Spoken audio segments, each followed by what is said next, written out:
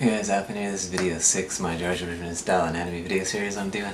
And today's going to be the arm chapter, so go ahead and grab your pencil and paper and let's get started. First I'm going to draw 3 illustrations of the arm from different angles so you can really see where the muscles are.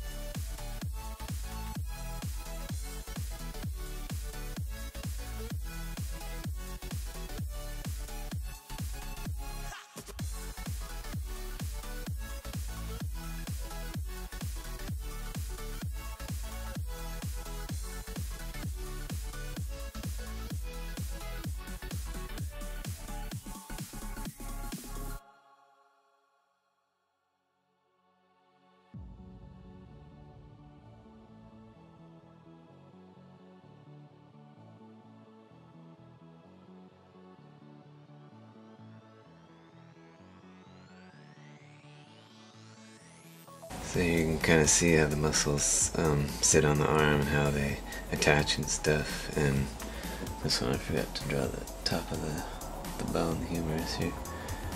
And then see how the tricep attaches.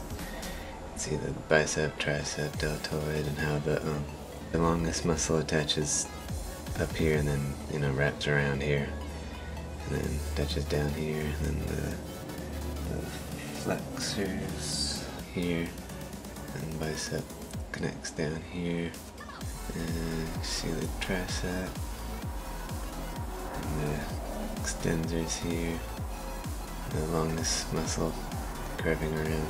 See how it curves around there,